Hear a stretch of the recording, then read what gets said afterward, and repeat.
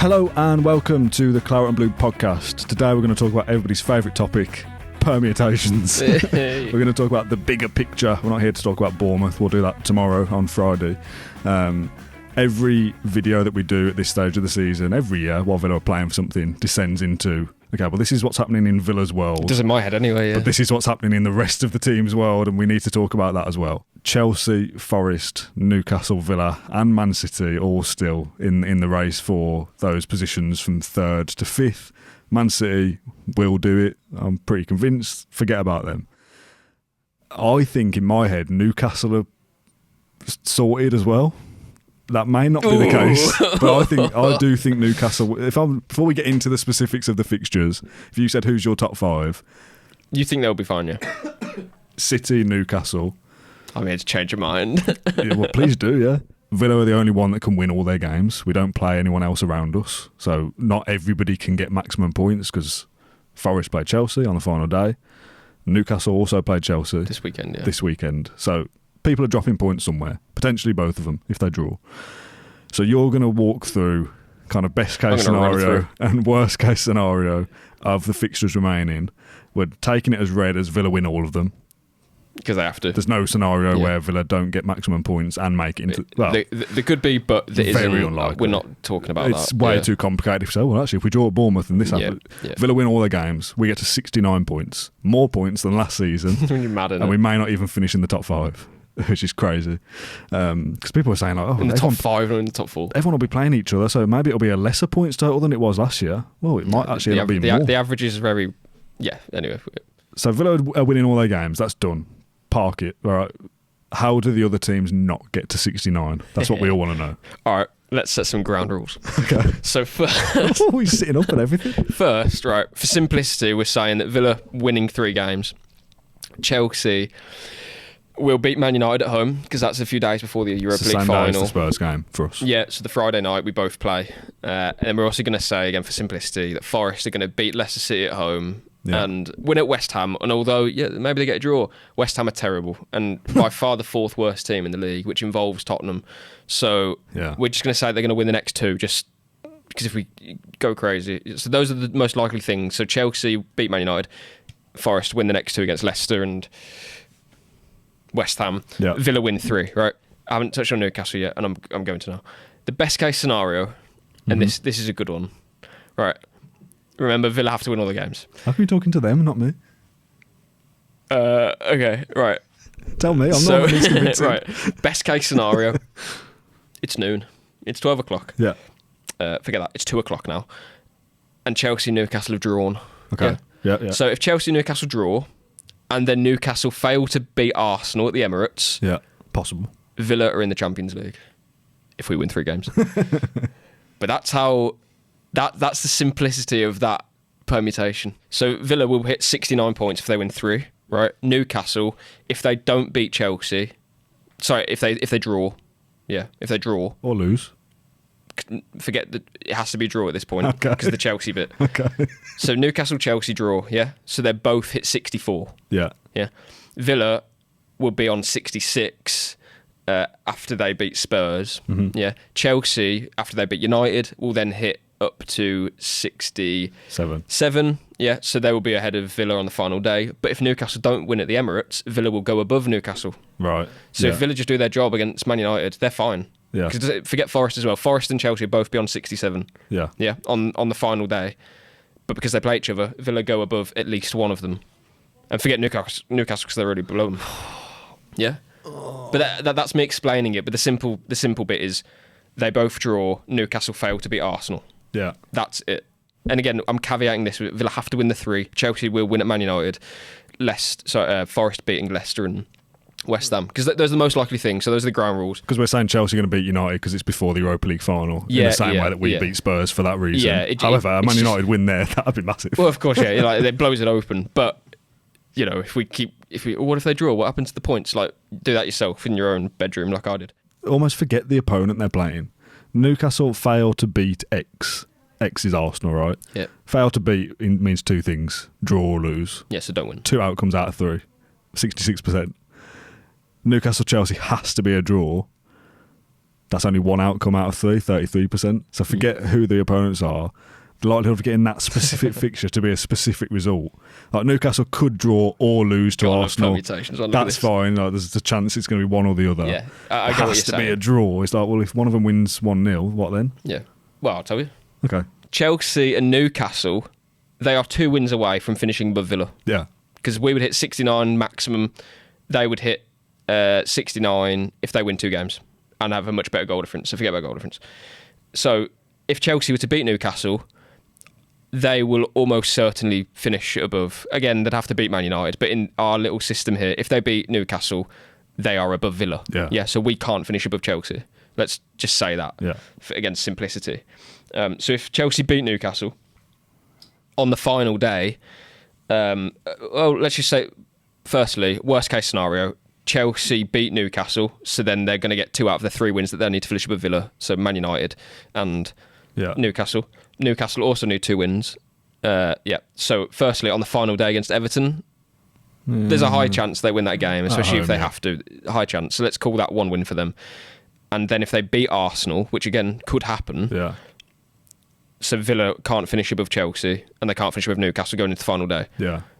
On the final day, that would be the only circumstance, I think, where it doesn't matter what happens against Man United. Like, we're done. Yeah.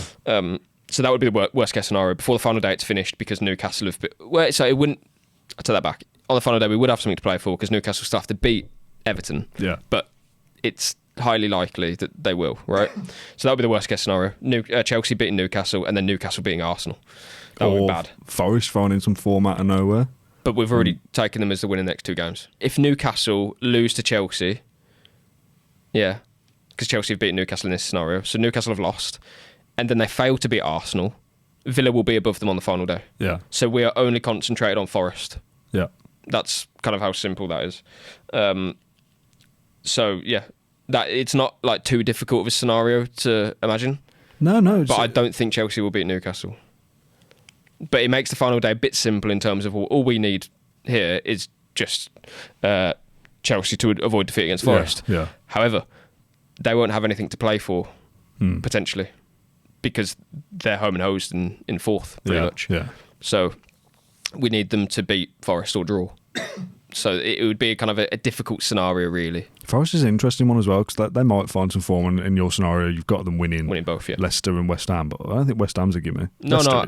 It's a derby, but Forest at home, Leicester are relegated. I do agree, but again, if we go through if they draw against West Ham, the situation is okay. That helps Villa. Yeah. Simple. There's no point talking about it because they get less. It's if they get any less than what you're already giving them. Will be easy on. Yeah, exactly. So West Ham and Leicester wins against Forest, massive, obviously. So doesn't need to be said. I hope that kind of what's the word? Isn't too horrible to understand so far. I think the good example is very easy to follow. I think. Yeah. If Chelsea beat Newcastle, I've explained it then, but it's not too easy to understand. The other one, so if Newcastle beat Chelsea, again, Newcastle would then be 1 win away from overcoming Villa. So again, on the final day, they're likely to do that against Everton. So if they were to beat Chelsea, they'd have to not win Arsenal and Everton. Yeah, for us to finish above them. Yeah. So unlikely. So if Newcastle beat Chelsea, I would say there's a fairly high chance then they finish above Villa. Yeah. And that, so on the final day, let's say Chelsea have lost against Newcastle, but have beaten Man United. On the final day, Villa would be behind Forest and Chelsea. Chelsea on goal difference, so Chelsea 66, Villa 66, Forest 67. Yeah. So then you can kind of work that out in your own heads. What would Villa need there? Well, either a draw. A draw is the only one, That'd be the only option. Let me just quick check. Villa would need a draw. Yeah. Because if Forest win, they're above them. If Chelsea win, they're above them. If you had to put a percentage on Villa getting into the Champions League or not, what would you go for? I'll say what I said before of if we beat Bournemouth, I'd give us about 40%. I've been consistent with that as well. I'm not making that up. I said before the Fulham game, even if we were to beat Bournemouth and Fulham, still a lot of work for us to do. Yeah. And for other teams too. Because as I have spelled out there, a draw would be great. And even then, you're still thinking, well, Newcastle can't beat Arsenal, which they already have early this season 2-0. Yeah. The Emirates in the Cup. So I think it's all pretty unlikely. The best case scenario is a nice one though. Yeah. A draw. Even that's unlikely though. But then if Newcastle were to beat Chelsea, as I've just said then, on the final day, the likelihood is that we either need a draw at the City ground or for Everton to get something against Newcastle, which I think is very unlikely, to be perfectly honest with you. Yeah. If it was at Goodison Park, final ever game there, changes it completely. Yeah. And then if Chelsea were to beat Newcastle, then you're hoping again on the final day that Chelsea, for some reason, have it in them to stop Forest winning that game. Which I think the only thing you'd be thinking then would be that if Arsenal are still kind of in a bit of a mess, but that could change if they beat Liverpool or even get a point against them. We want them to get something against Newcastle as well. Mm-hmm. So exactly. the likelihood is that Arsenal will be already kind of second anyway. Yeah, it's a good point. So it's all. I don't know if people feel better or worse about this. And Man City, they're going to win every game. They're going to be third. Yeah. So the way that we could finish with City is if, firstly, they're winning against Southampton. So that's that. We need them to pick up 1 point in the final two against Bournemouth and Fulham. So I think that's a relatively likely game. Yeah. If it was just and we would still have to finish above some teams as well. If it was just as simple as Villa just need to win 3 games and they'll get in the Champions League, okay, fine. Which is in the perfect scenario that could happen, but but there's just still so much other stuff that needs to happen. Yeah, and it because you could have Chelsea Newcastle be a draw and go, oh, brilliant, what a great result, and then Newcastle win at the Emirates.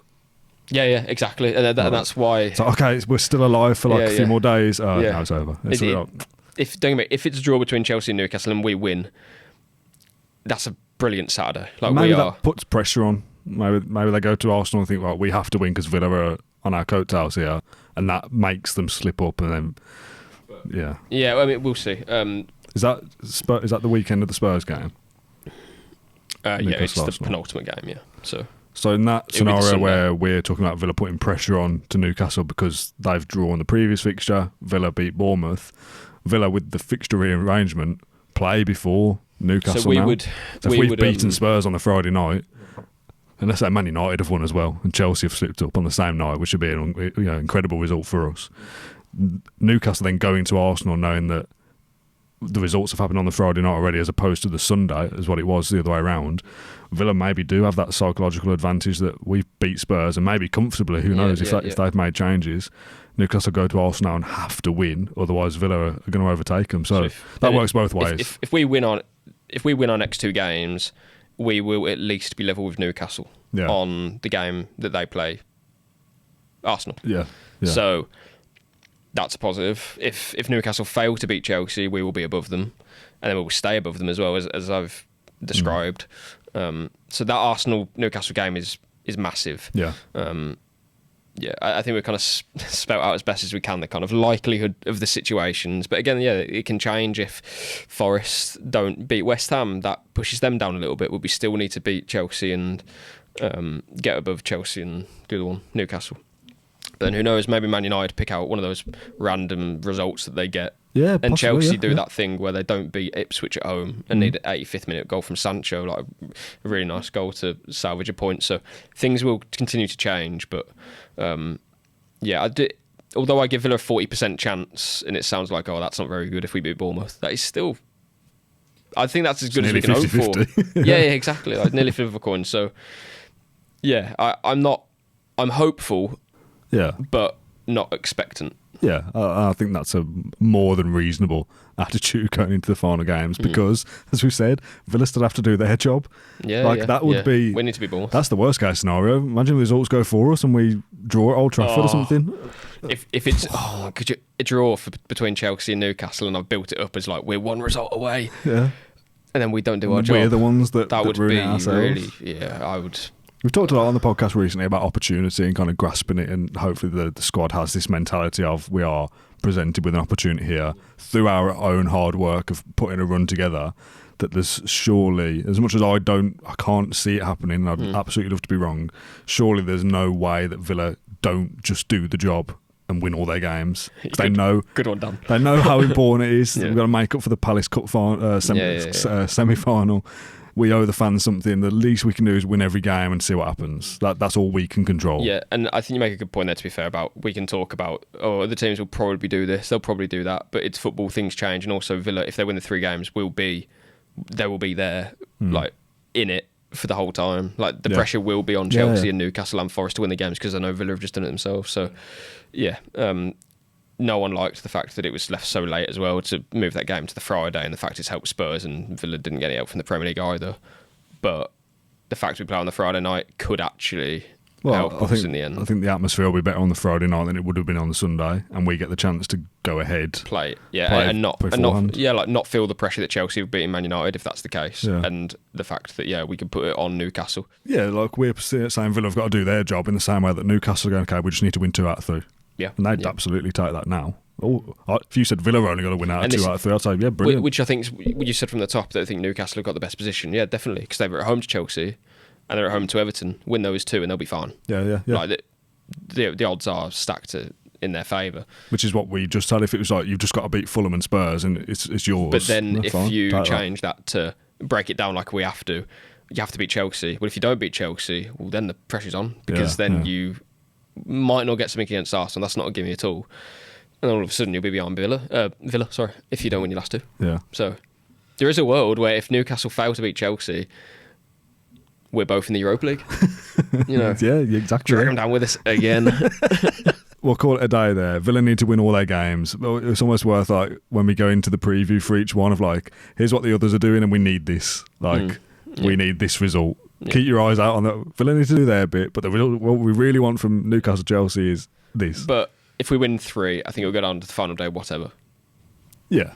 Which is, good or bad, I'm not sure. It's not good for the nerves, I know that much. Right, John, thanks for spelling it out as best you can in audio form. If you do want to read about it, there's an article linked in the description of this episode, if you'd rather do that. Let us know your thoughts in the comments. What's your percentage chance of Villa getting into the Champions League? How do you assess it? Because I know some people will be more confident than others, and hearing you spell out that Villa, Newcastle only need to drop points here and there, they'll be like, oh yeah, that's as plausible as any other thing that can happen. Others might think that's too much to do, too much to overcome. So let us know what you think. We'll be back tomorrow on the channel for a Bournemouth preview and then a post-match on Saturday. So John, thanks for joining me. Thank you for watching or listening, and we'll see you then. Bye-bye.